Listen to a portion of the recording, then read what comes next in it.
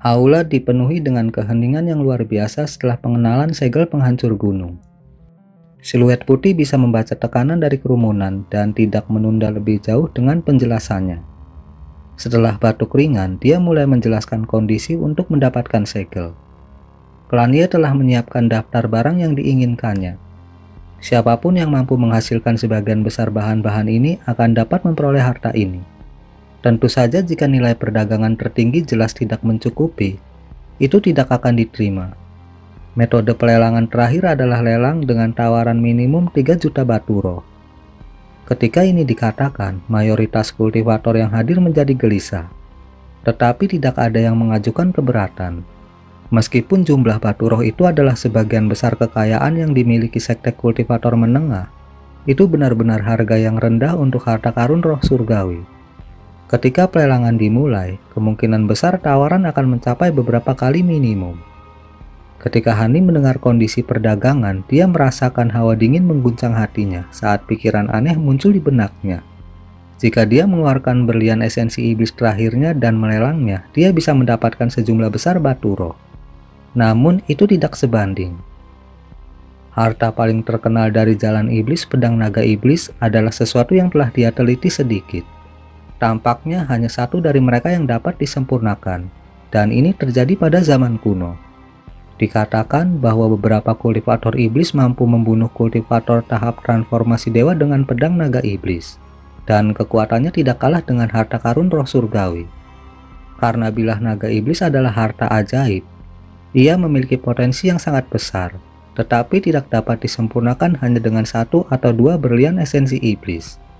Meski begitu, seorang kultivator iblis bisa sangat meningkatkan kultivasi mereka dengan menyerap ki iblis murni berlian, yang menyebabkan nilainya sangat besar. Tepat ketika pikiran acak ini muncul di kepalanya, lelaki tua itu mengeluarkan secarik batu giok yang berisi daftar bahan dan mulai membacanya dengan keras. Meskipun suaranya lembut, semua orang di aula dapat mendengarnya dengan jelas. Setelah itu dikatakan, Hani menjadi acuh tak acuh dan tidak lagi memiliki niat untuk memperebutkan harta karun itu. Bukannya dia tidak tergoda oleh harta karun itu, tetapi dia sadar akan batasannya sendiri. Sebagai seorang kultivator tunggal, bagaimana mungkin dia bisa dibandingkan dengan kekayaan besar sekte terbesar di Kekaisaran Jin? Bahkan seluruh kekayaan sekte yang lebih kecil dia tidak bisa berharap untuk bersaing. Setelah mendengar daftar bahan yang mereka inginkan sebagai gantinya, Hani menjadi yakin bahwa Klanie bersedia menjual segel penghancur gunung di lelang ini karena mereka mendapatkan tekanan dari berbagai negara adidaya untuk menjual barang tersebut. Orang tua itu tidak menyebut nama material yang jarang seperti giok elemental atau esensi aura. Tapi karena benda yang diminta tidak biasa dan esensial, sekte besar akan selalu menyimpannya. Tampaknya, Klanie berencana untuk memberikan pukulan telak terhadap sekte-sekte ini. Dengan pemikiran itu, Hani berdiri dan menuju formasi teleportasi aula. Tindakan itu telah menimbulkan sedikit perhatian dan kebingungan, karena banyak kultivator telah memperhatikannya setelah dia menghasilkan 2 berlian esensi iblis. Hani tidak terlalu memperhatikan hal itu dan melanjutkan perjalanannya. Tapi saat dia akan memasuki formasi bercahaya, dia mendengar suara yang familiar. "Rekan Taoisan, mengapa kamu pergi sekarang?" Pak Tuafu telah mengiriminya transmisi suara. Hani berhenti dan menjawab, "Saya telah menjadi sasaran perhatian. Akan lebih baik bagi saya untuk pergi sebelum saya menarik masalah. Aku masih belum melupakan permintaan kakakku.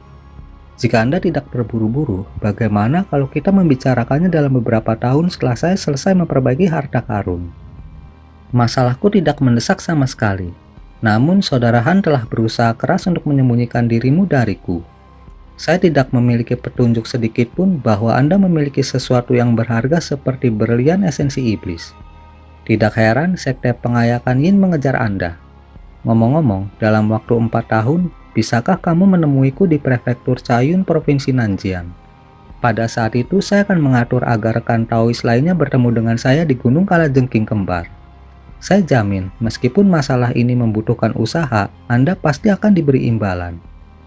4 tahun, itu akan cukup waktu. Sampai jumpa." Dengan mengatakan itu, Hani melangkah ke dalam formasi dan menghilang dalam kilatan cahaya putih. Setelah waktu yang dibutuhkan untuk menghabiskan secangkir teh, Hani terbang keluar dari pertemuan perdagangan bawah tanah, terbang melingkar di udara sebelum menuju ke timur. Sesaat setelah Hanli pergi, beberapa kultivator diam-diam berangkat dari pertemuan perdagangan juga, memiliki pemikiran yang kurang lebih sama tentang segel penghancur gunung. Namun, sebagian besar memutuskan untuk tetap tinggal. Lagi pula, akan ada lebih banyak bahan langka bersama dengan persaingan sengit yang terlibat. Setelah dengan cepat terbang sejauh 500 km, Hani melewati gunung terdekat dan mendengar teriakan pedang yang aneh. Ekspresinya sangat berubah dan dia tiba-tiba berhenti. Dia menarik napas dalam-dalam dan menatap sekelilingnya dengan tajam. Puluhan pedang terbang emas dilepaskan secara bersamaan untuk terbang padat di sekelilingnya dengan momentum besar. Dengan cahaya biru berkedip dari matanya, dia menatap ruang kosong dan dengan dingin berkata, "Jejakmu telah terungkap, tidak ada gunanya bersembunyi, keluarlah." Anda benar-benar pintar, seperti yang diharapkan dari kultivator yang membunuh jiwa utama saya. Cahaya hitam melintas dari tempat Hani berdiri untuk mengungkapkan seorang pemuda dengan penampilan yang mirip dengan dirinya. Dia juga mengenakan jubah biru dan memiliki ekspresi tenang. Tetapi cahaya hitam ungu redup bersinar dari matanya. Ketika Hani melihat orang ini, dia merasa hatinya jatuh, meskipun sudah mengantisipasi hal ini. "Jadi itu kamu, mengapa Anda datang untuk menemukan saya?" Setelah memeriksa Hani sejenak, dia berkata dengan malas, "Sepertinya kamu sudah tahu siapa aku. Saya tidak berharap untuk menemukan Anda begitu cepat, sepertinya keberuntunganku cukup bagus." Hani tanpa emosi berkata, "Dua pedangku ada di tanganmu. Aku pasti bodoh untuk tidak tahu siapa dirimu." "Itu benar, pedang terbangmu ada di sini." Fragmen jiwa iblis penatua mengangkat tangannya dan memperlihatkan dua pedang kecil yang bergetar hebat.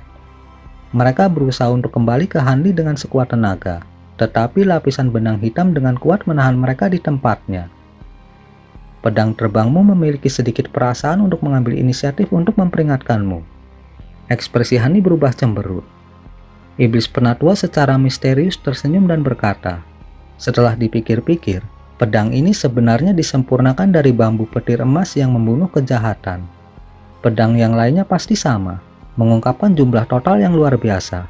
Tampaknya jiwa utama saya tidak binasa untuk apa-apa. Meskipun saya dapat menghindari dikonsumsi jiwa utama saya, dengan kematiannya saya selamanya tidak akan dapat memulihkan kultivasi lengkap saya. Haruskah aku berterima kasih atau membunuhmu?" Hani berhenti sebelum tersenyum dingin. "Jangan bilang kamu menunggu di sini hanya untuk mengobrol denganku."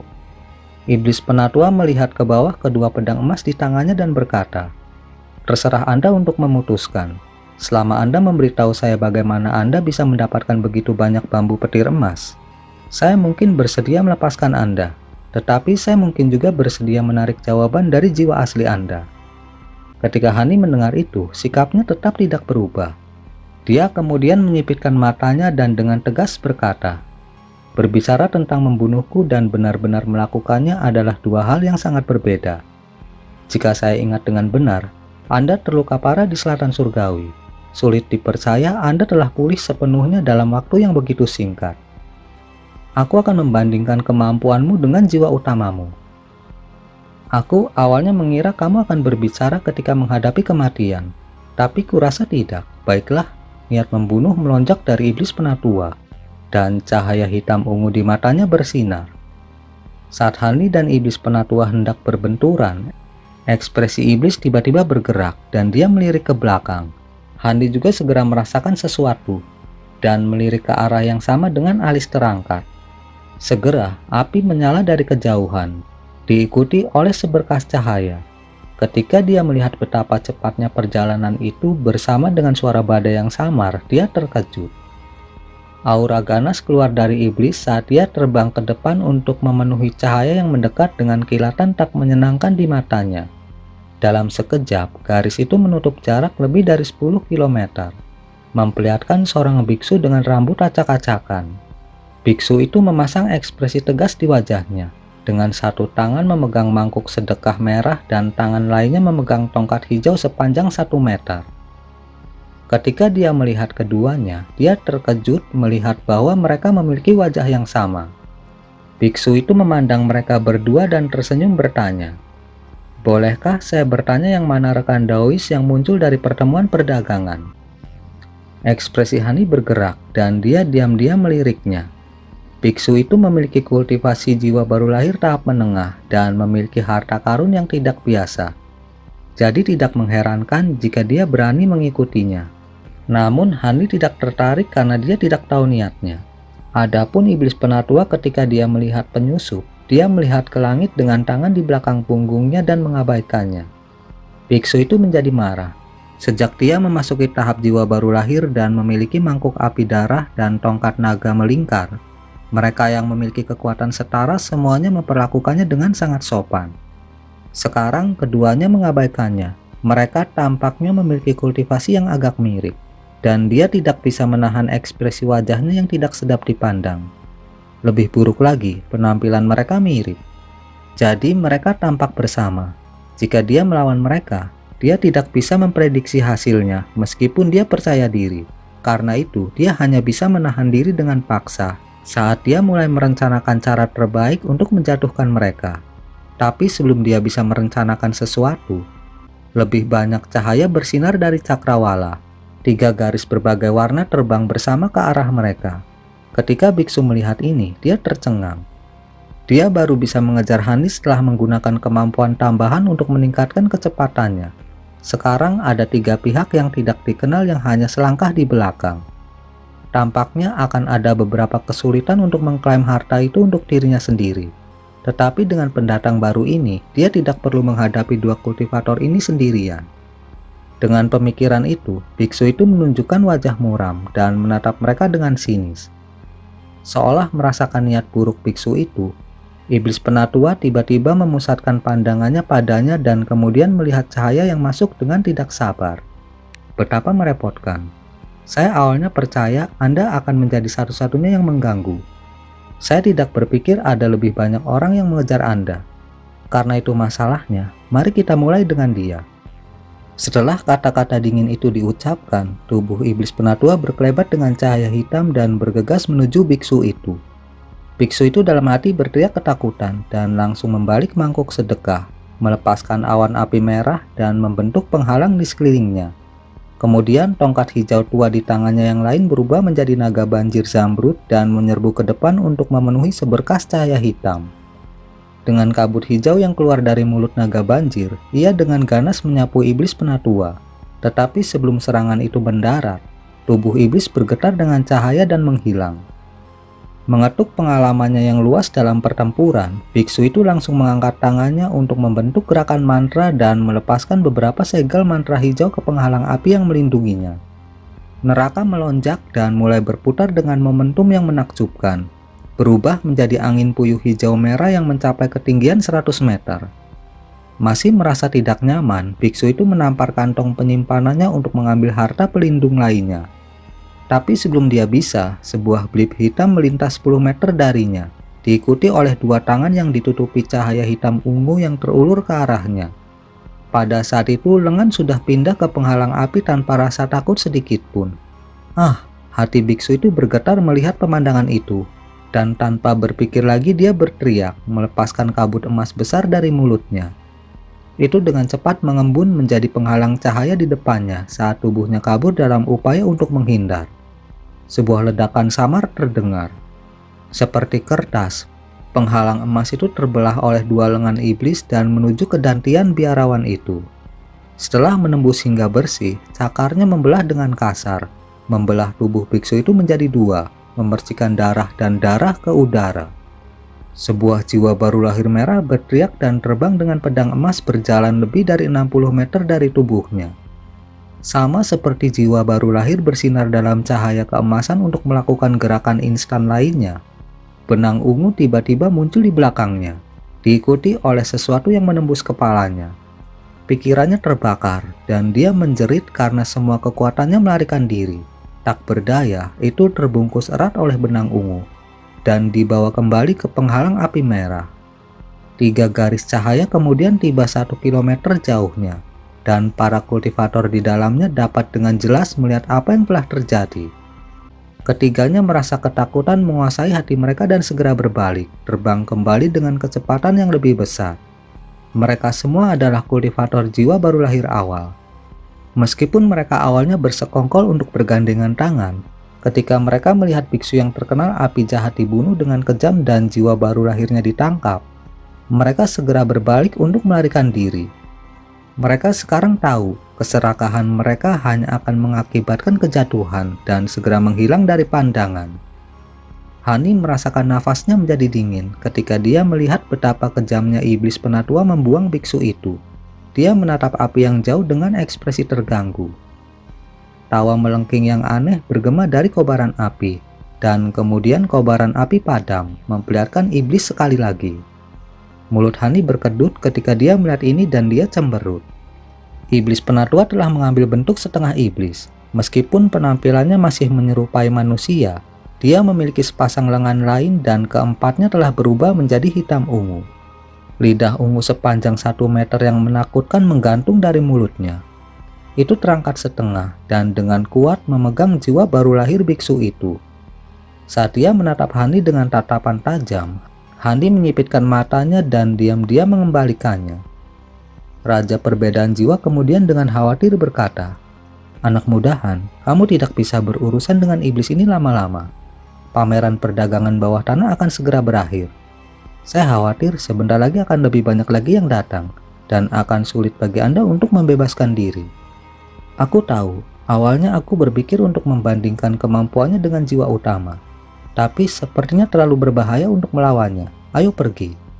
Hani berbicara dengan acuh tak acuh. Dengan lambaian tangannya, pedang terbang emas yang berputar di sekelilingnya mengeluarkan teriakan dan semuanya terbang ke lengan bajunya. Setelah itu dia membuka mulutnya dan melepaskan beberapa bola esensi darah dari mulutnya, menyelimuti tubuhnya dengan kabut darah. Tidakkah menurutmu sudah terlambat untuk lari? Sebuah cahaya tidak manusiawi melintas dari mata iblis penatua, dan lidahnya menarik ke dalam mulutnya. Kemudian secara kabur dia menghilang dari pandangan. Hani tidak memperhatikan tindakan itu, dan membentuk gerakan dengan tangannya. Dalam gemuruh guntur, cahaya perak menyala, dan sosoknya menjadi tidak jelas saat kabut darah muncul di sekitarnya. Pada saat yang hampir bersamaan, cahaya hitam berkelap-kelip di depan Hanli, memperlihatkan wujud mengerikan dari iblis penatua. Dia sedikit lebih cepat daripada ketika dia membunuh biksu itu, meskipun menempuh jarak 2 kali lipat. Hanli sekarang tidak lagi membawa udara tenangnya, dan dalam hati berteriak ketakutan. Seringai jahat muncul di wajah iblis, dan dia membuka mulutnya dalam upaya untuk menyerang Hanli dengan lidahnya. Namun dia tiba-tiba berhenti ketika dengusan sedingin es masuk ke dalam pikiran iblis penatua. Meskipun indera spiritualnya sangat kuat, rasa sakit yang luar biasa membanjiri pikirannya dan dia tiba-tiba harus menghentikan serangannya. Selama penundaan itu, Hanli kabur dan melesat ke depan dalam cahaya merah yang kabur, menghilang dari pandangan dalam satu tarikan nafas. Dalam keterkejutan penatua iblis, dia dengan cepat melepaskan indera spiritualnya dan menyapu jarak 50 km dan menemukan jejak Hanli. Namun, Hanli segera menggunakan penghindaran bayangan darah sekali lagi, dan sepenuhnya lolos dari jangkauan indera spiritual iblis penatua. Iblis penatua tidak bisa membantu tetapi tetap di tempatnya. Bukankah itu penghindaran bentuk bayangan? Sebuah teknik rahasia dari iblis sayap baja. Bagaimana seorang kultivator dari alam fana dapat menggunakannya? Ini akan merepotkan. Tunggu, sepertinya ada sesuatu yang berbeda tentang itu. Saat dia bergumam pada dirinya sendiri, ekspresi termenung muncul di wajahnya.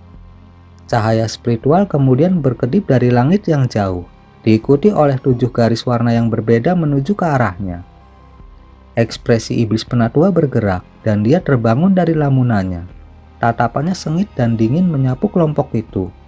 Bagus, kalian sudah datang. Saya baru saja selesai menyempurnakan jiwa baru lahir yang telah saya kumpulkan.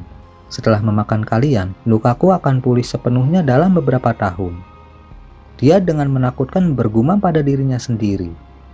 Dengan nafas dalam-dalam, awan besar ki iblis hitam ungu dilepaskan dari tubuhnya, menutupi dirinya secara menyeluruh. Transformasinya mulai selangkah lebih maju, menumbuhkan kepala kedua di samping keempat lengannya. Kemudian dia tanpa emosi menatap para kultivator yang mendekat dengan dua pasang mata ungu yang bersinar. Provinsi Huaiyuan adalah wilayah besar di pantai timur Kekaisaran Jin. Sebagian besar kota dibangun di pantai, dan ada banyak kultivator luar negeri yang akan tiba di sini untuk memperdagangkan berbagai bahan binatang iblis untuk beberapa sumber daya kultivasi dari pedalaman.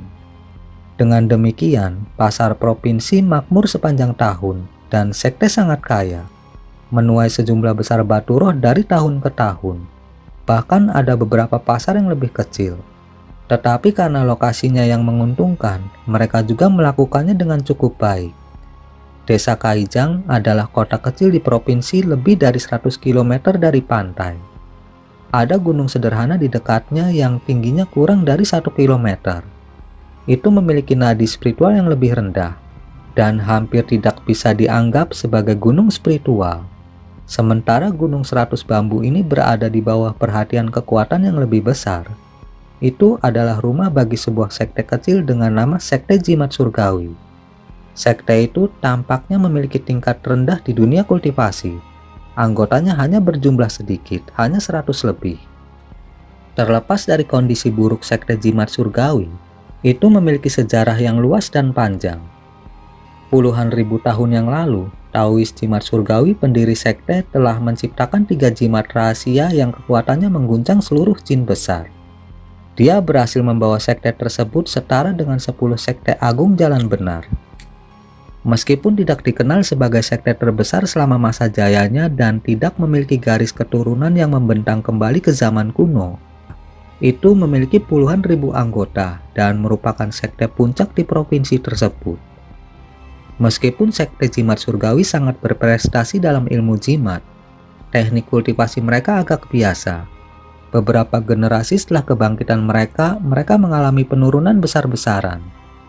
Seiring berjalannya waktu, mereka hanya berhasil mempertahankan keberadaannya dengan mewariskan beberapa teknik jimat rahasia mereka.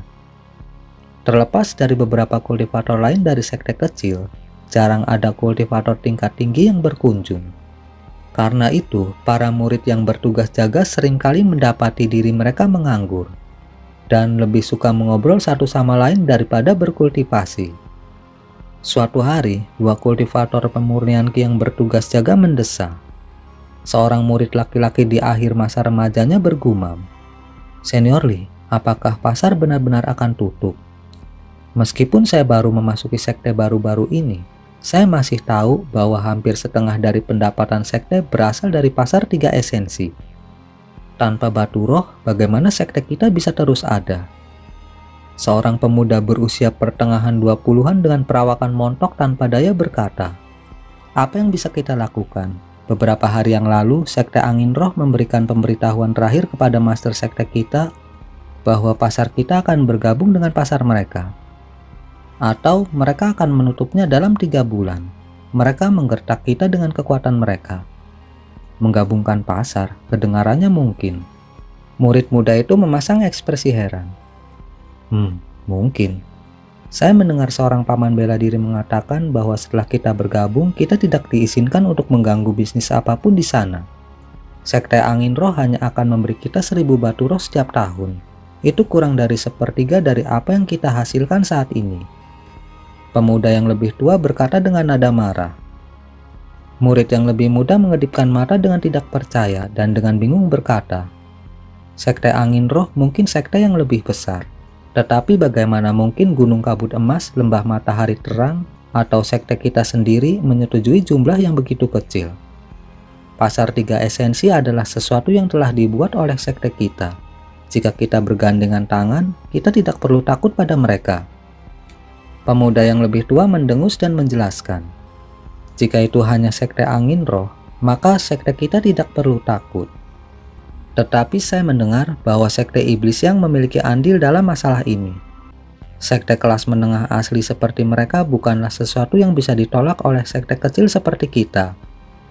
Hari ini Master Sekte telah mengundang para Master Sekte sekutu kita untuk mendiskusikan rencana aksi. Mereka tidak dalam posisi yang lebih baik dari kita dan tidak akan mudah menyerah di pasar." Sekte iblis yang ini Itu adalah sesuatu yang tidak bisa diprovokasi oleh sekte jimat surgawi kita. Tampaknya akan sulit bagi sekte kita untuk melewati persidangan ini. Murid yang lebih tua sedih ketika dia mendengar nama sekte itu. Jika sekte mereka menerima lebih sedikit batu roh, maka para murid juga akan demikian. Pemuda yang lebih tua menghela nafas dan berkata, "Biarkan saja, ini bukan sesuatu yang bisa ditangani oleh murid kelas rendah seperti kita. Mari kita jaga gunung ini sebaik mungkin. Jika kita terus membicarakan ini dan Paman Bela Diri mengetahuinya, kita tidak hanya akan kehilangan batu roh. Kita juga akan kehilangan..." Apa itu?" Tiba-tiba dia melihat ke langit dan berteriak keheranan. Ketika murid yang lebih muda mendengar itu, dia melihat ke langit juga dan melihat cahaya bersinar dari kejauhan. Setelah itu, garis biru sepanjang 10 meter melesat ke arah mereka. Saat garis biru mendekati mereka dengan kecepatan luar biasa, murid yang lebih muda berteriak dengan waspada. "Sepertinya seorang senior akan datang mengunjungi kita, tapi siapa itu?" Meskipun dia tidak mengenal dunia kultivasi untuk waktu yang lama, dia mengerti bahwa seberkas cahaya bukanlah sesuatu yang dapat dihasilkan oleh seorang kultivator pembangunan fondasi, dan dia merasa sangat tidak nyaman. Pemuda yang lebih tua bingung dan bergumam, "Aku tidak tahu. Mungkin dia datang untuk mengunjungi leluhur bela diri." Kata-kata itu hanya berfungsi untuk menghibur dirinya sendiri. Segera garis biru tiba di atas mereka. Seolah melihat kedua murid itu, seberkas cahaya jatuh ke tanah dan memudar. Untuk mengungkapkan seorang pemuda berjubah biru di awal 20-an dengan tangan dipegang di belakang punggungnya. Meskipun penampilannya biasa saja, dia memiliki sikap yang mengesankan. Ketika keduanya bertemu pandang, mereka bisa merasakan tekanan gunung yang membebani mereka. Sudah 4 bulan sejak Hani meninggalkan pameran perdagangan bawah tanah dan melarikan diri dari iblis penatua. Dia dengan acuh tak acuh bertanya, "Apakah ini sekte jimat surgawi Gunung 100 Bambu?"